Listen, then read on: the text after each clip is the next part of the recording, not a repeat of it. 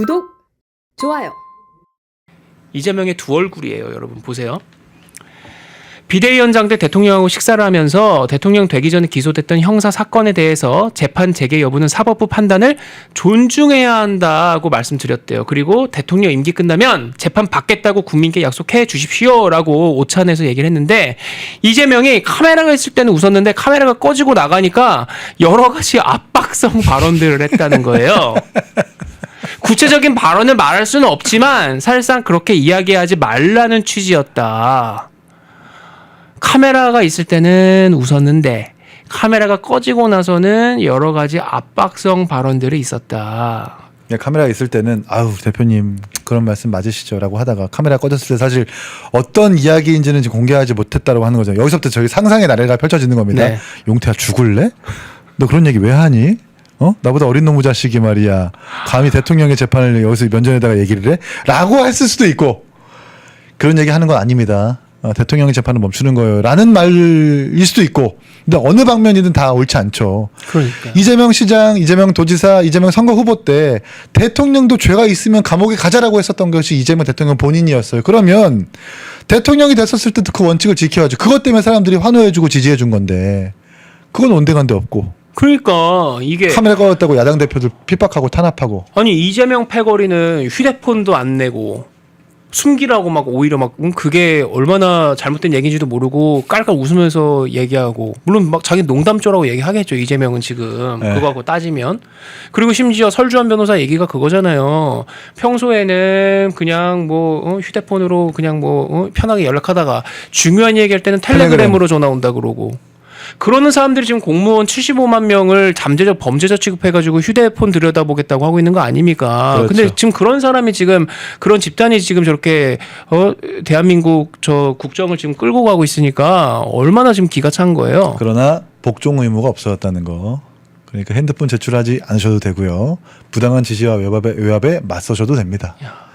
그러니까 지금 김용태는 그런 얘기를 들었는데 저 당시에 언론에서는 저런 게 단독이랍시고 나온 거예요. 여러분 이게 정사가 돼서는 안 돼요.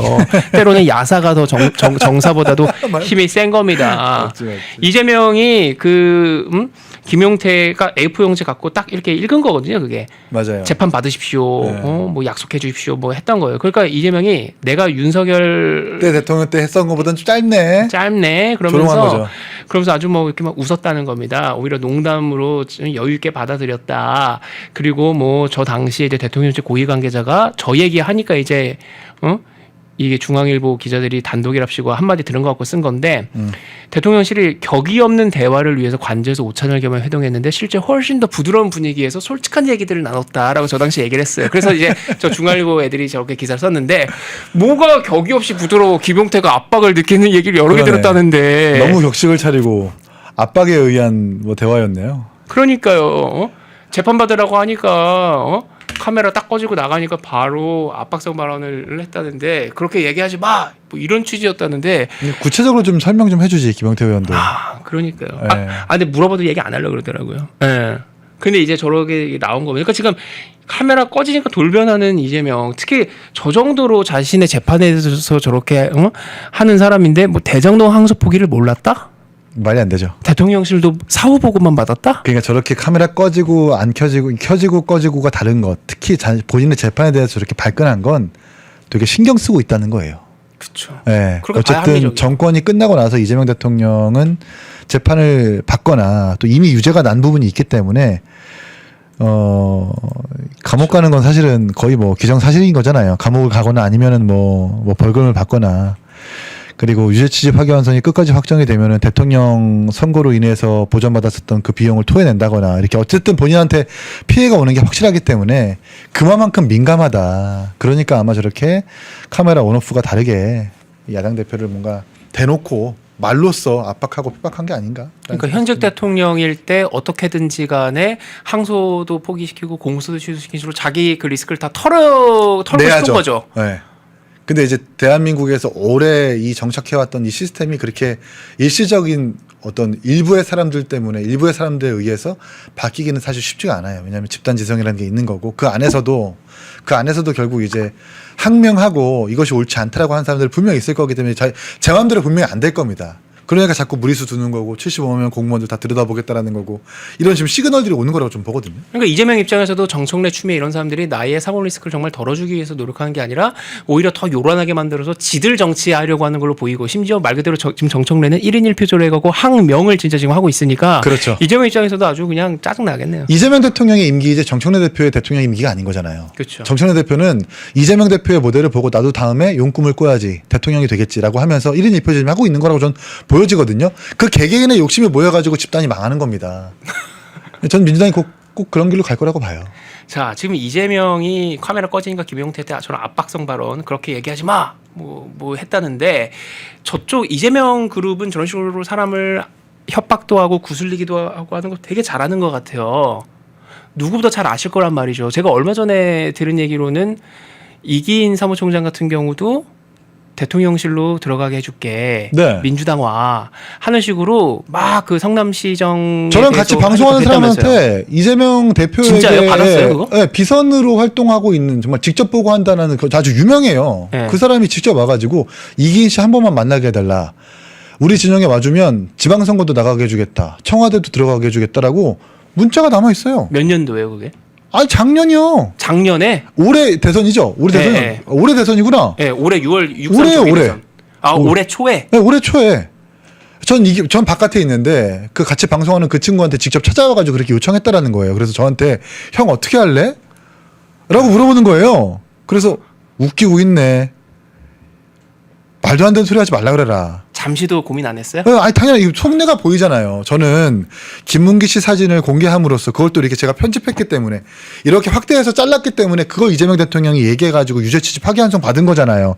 이재명 대통령 입장에서는 그때 사진 공개한 사람 지금 우리랑 같이 같은 진영에서 정치하고 있습니다라고 한다면 재판부에서 뭐라고 받아들이겠어요? 아 이것도 정치적인 신호였구나. 정치적인 시그널이었구나. 정치적인 행위 중에 하나였겠구나라고 판단할 수 있단 말이에요. 제가 왜 거기에 편을 들어줍니까? 제가 네. 돈이 없지 가오가 없습니까? 아니 이런 말씀 듣고 바로 거명해서 좀 그렇긴 하지만 지금 허은하 같은 경우는 지금 비서관으로 들어가 있잖아요. 그렇죠. 김영남 의원은 뭐 아무것도 사실 못 받았지만 어쨌든 그쪽으로 갔죠. 네. 가오가 중요한 겁니다. 가오가 중요한 거죠. 근데 어쨌든 이재명과 그 핵심 그룹에서는 눈에 가시 이긴.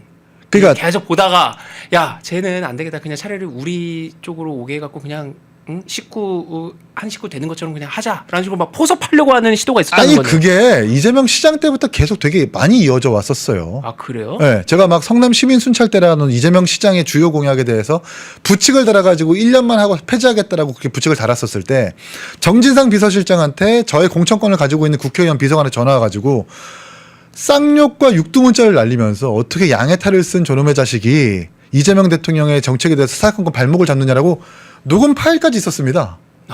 그러니까 저들의 민낯이란 걸 너무나도 잘하고 있기 때문에 그게 청와대든 뭐 네. 지방선거 공천이든 보이겠냐고 저한테. 죽어도 서서 죽지. 네.